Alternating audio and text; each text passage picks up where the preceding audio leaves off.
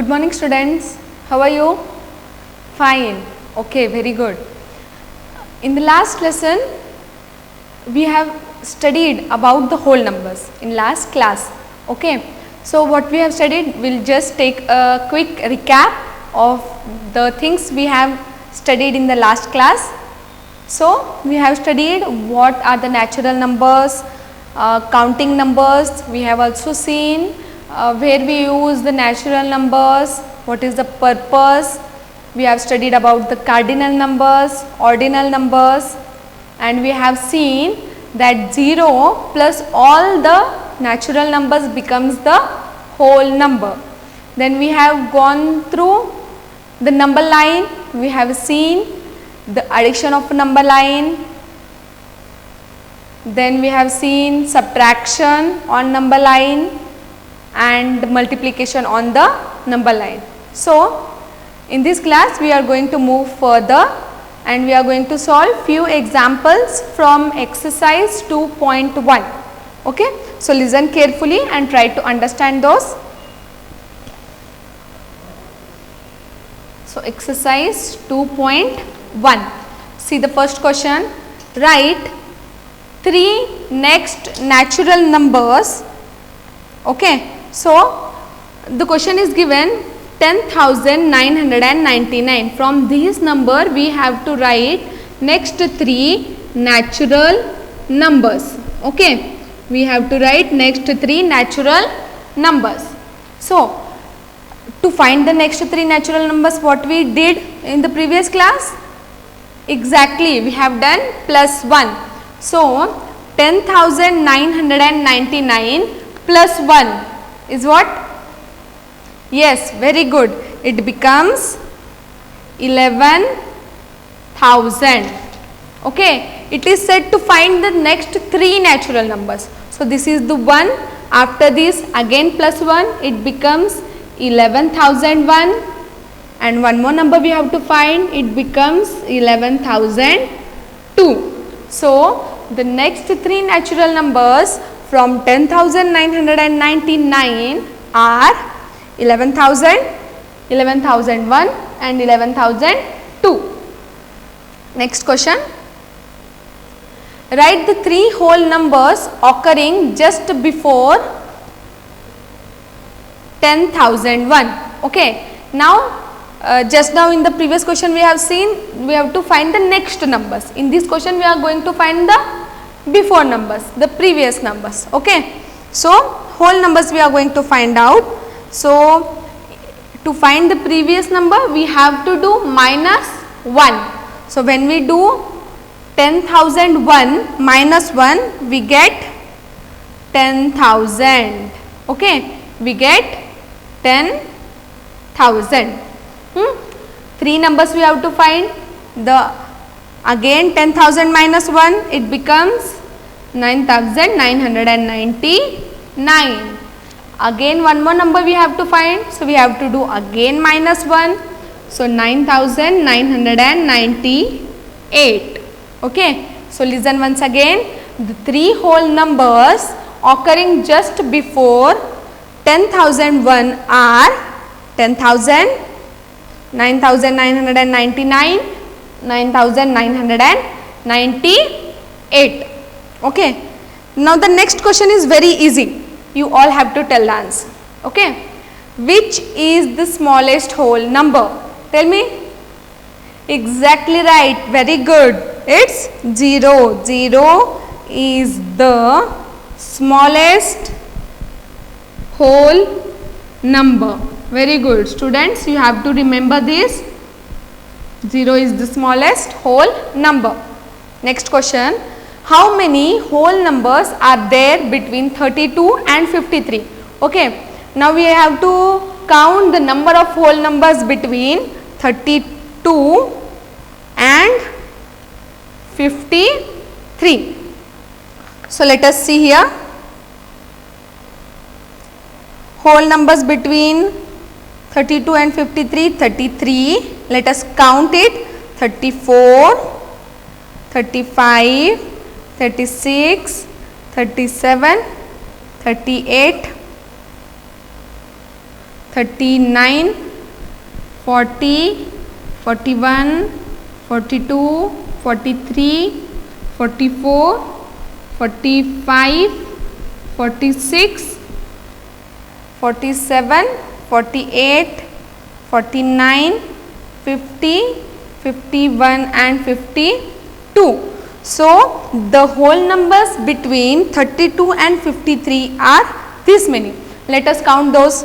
1, 2, 3, 4, 5, 6, 7, 8, 9, 10, 11, 12, 13, 14, 15, 16, 17, 18, 19, 20. So, whole numbers between 32 and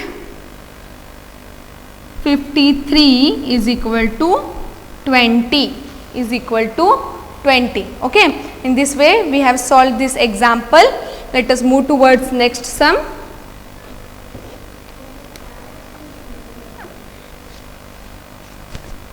Okay, write the successor of. It is the fifth question. We have to find the successor. The number is, so what is the number? 24,40,701. We have to find the successor. Successor is nothing but the after number. Now what we have to do to find the after number? Yes, plus 1. So when we do plus 1 to it, we get 24,40,702 is the successor of this number. We will solve the second one. Okay. What is the number? 1,199. Now again you have to find the successor of this number. What you will get? Plus 1. After doing plus 1, what will get? Yes, it's 1,200 is the successor of the given number. One more example we will solve.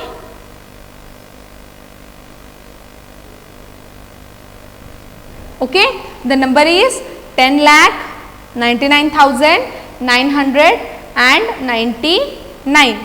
Okay, we have to again find the successor of the given number. So plus 1, when we do plus 1, we get 11 lakh. We get 11 lakh. So these are the examples to find the successor. Few examples are still there in your textbook. You have to practice those. Let us move towards our next question. Question number 6. Now in this question we are going to find out predecessor. We are going to find out predecessor. Now see, the first one is 94. What is meant by predecessor? Predecessor is nothing but the before number. So 94, before number of 94 minus 1 is 93. Very good. Next one, it's 10,000. So what will be the previous number or the predecessor of 10,000? Anyone? Yes, very good. It's 9,999. Okay. Minus 1 if we do, we get the predecessor of the number. We will solve one more example.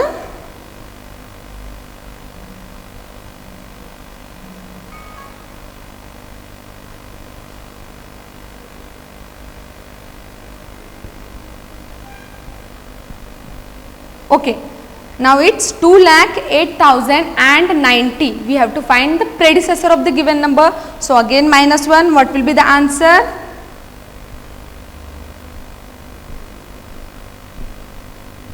Yes, exactly. So 2,08,089 is the previous number or the predecessor of the given number. Now let us see few more examples of predecessor and successor which is given in your textbook, that you have to practice at your home and find the predecessor and successor. These are the examples from exercise 2.1. We have completed few exercise and questions from this exercise. Still we have different questions like true or false that we will solve again afterwards. Let us move towards our next concept, that is properties of whole numbers.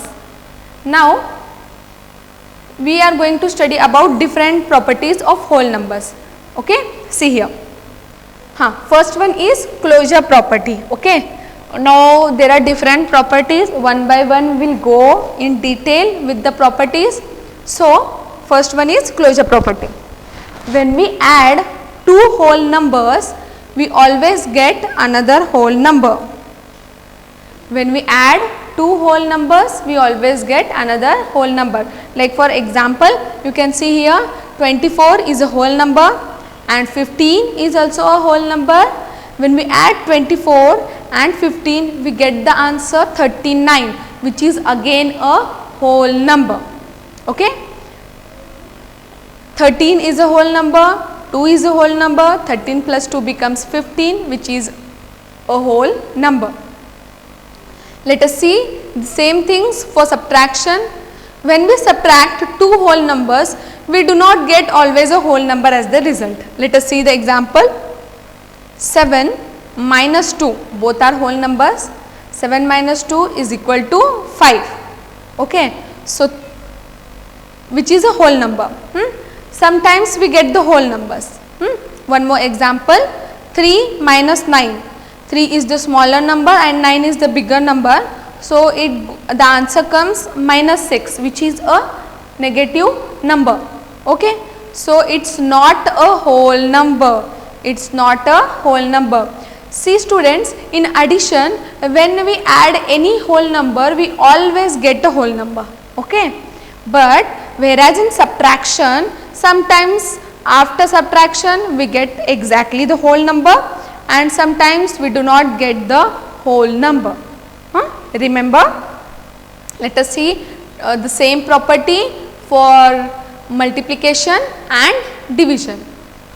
See, when we multiply two whole numbers, we always get another whole number as a product. Okay, like two whole numbers are given here, 15 and 7. When we multiply it, 15 into 7 we get 105, which is a whole number.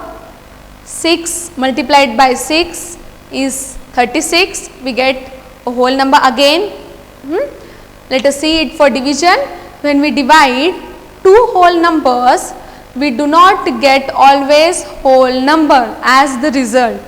Like in subtraction, just now we have seen, like when we divide 35 by 7, we get 5, which is the exactly whole number. But when 12 is divided by 84, we do not get the exact whole number. So in multiplication, we always get the whole numbers, and in division, we always do not get the whole numbers. So closure property, in this closure property, we have seen different rules for addition, subtraction, multiplication and division. So what we have concluded is that whole numbers are closed under addition and multiplication.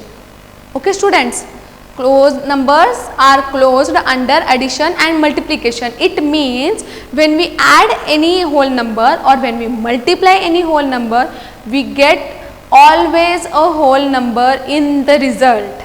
We get always the whole number in the result. Okay. So next, whole numbers are not closed under subtraction and division. As just now we have seen few examples, we have seen that sometimes after subtracting or after dividing it, we get whole numbers and sometimes we do not get. So whole numbers are not closed under subtraction and division. Okay. Next, division by 0. Now this is the different rule of dividing, wherein we are going to see how to divide these numbers which are given on the board. Let us see. Okay students, now see here, division by 0 we are going to solve. First example, let us take 12. Okay, 12 divided by 2 we will take. Okay, see here. Now instead of dividing it, we will just subtract it 2 as till we get the 0. Okay, see here now. 12 minus 2 is what? 10. Very good. 10. Again we have to subtract 2. Why 2? Because the question is given to divide, so we are subtracting it from 2 always. Okay. 10 minus 2 is 8. Again 8 minus 2, it becomes 6. Again 6 minus 2, it becomes 4. Again 4 minus 2, it becomes 2. Again 2 minus 2, it becomes 0. Again minus 2, 0 minus 2 can't go. So these things go on continuing. Okay, the result may be same after doing the repeated subtraction. After doing many times of subtraction, we get the same answer. Let us solve one more example. 7 divided by 0, 7 minus 0, 7, again 0. This goes on repeating. Okay, so division by 0, it means the repeated subtraction. Example we have solved, this yields the same result. Means after doing repeated subtraction, we get the same type of result. Hence, we say that the division by 0 is not defined. Division by 0 is not defined. Why it is not defined? What is meant by not defined? It means we do not get the particular answer, the division goes on continuing, so it is not defined. So division by 0 is not possible. When we divide a number by 0, we are repeatedly subtracting 0 from the number. What we do? We are subtracting always the same 0 from the number and we are getting again the same result. So subtracting 0 from the number which results in the same number again and again. So it is not defined. Next property we are going to see, that is commutative property. Okay, commutative property of addition and multiplication. When we add two whole numbers in any order, we get the same result. Okay, like see students, it is very easy to understand. The numbers are given like 3 and 2. When we do 3 plus 2 or 2 plus 3, we get the same answer, that is 5. And when we multiply two whole numbers in any order, we get the same result. Okay, let us solve one example here to find the commutative property. Okay, it is first one is for addition. A plus B is equal to B plus A. Let us take the number 2 plus 3 and again 3 plus 2. 2 plus 3 is nothing but 5 and 3 plus 2 is nothing but 5. It means if we add A plus B or B plus A, we get the same answer on both hand sides, or in any way we do it. Okay, so this is the commutative property for addition. Let us see it for multiplication. For multiplication, A into B is equal to B into A. Let us take A as 3 and B as 4. Again B and A, the numbers will just interchange. So 3 4 is again 12 and 4 3 is again 12. So when we multiply A into B or B into A, the result is same. Okay. So this is the commutative property for addition and multiplication. Let us move towards next slide. Next is associative property of addition and multiplication. Okay. Till now we have seen two properties. This is the third property. associative property of addition and multiplication. See here, when we add two whole numbers in any order, we get the same result. When we add two whole numbers, now we can see here a plus b is in bracket here and c is out of the bracket, and here a is out of the bracket and b plus c is in the bracket. If we add in any way, we get the same answer. We get the same answer. We will solve this example. We will see the associative property for multiplication. When we multiply two whole numbers in any order, we get the same results. Again, a into b into c is equal to a into b into c. Okay, let us solve these examples. Associative property, first we will see it for addition. A plus b, here first it will be in the bracket, and then here a plus b plus c. Okay, now see, in place of a we will take 2 plus 3 and plus 4 here. Okay, now again 2 plus 3 plus 4. Here we have a plus b in the bracket, and on the right hand side we have 3 plus 4 in the bracket. So 2 plus 3 is 5, and here when we have solved this bracket, the bracket gets removed. Here it becomes 4, 2 as it is, 3 plus 4 is 7. Okay. Now 5 plus 4 is 9 and 2 plus 7 is again 9. So associative property for addition, a plus b plus c is equal to a plus b plus c. In any way we do, we get the same result. Let us solve the associative property for multiplication. A into b into c is equal to a into b into c. Here a into b is in the bracket, and here b into c is in the bracket. Let us take the example. 2 into 3 into 2. Let us take 4.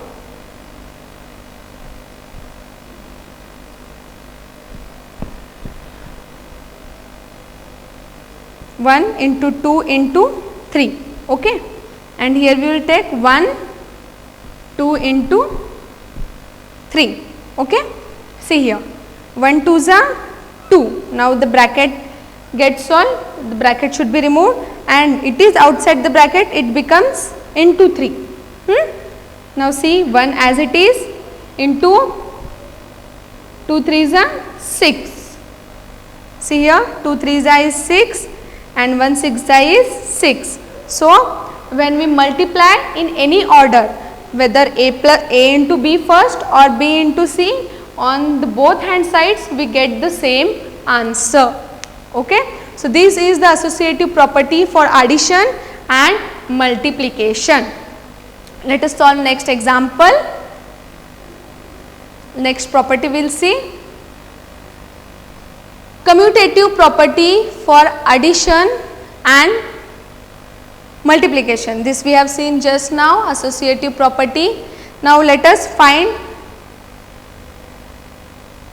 number of squares. 6 into 7 is equal to 42. Total squares is equal to 6 into. So few squares are given you. We have to solve this in different ways. Let us see this, how to solve it. Okay, see students, see we have few squares, it is given there 6 and 7. Okay, now we are going to divide these squares. Like see, total squares, we have to find the total squares. Now small squares are divided between two different things. First we will divide this 6 and 3 rows first.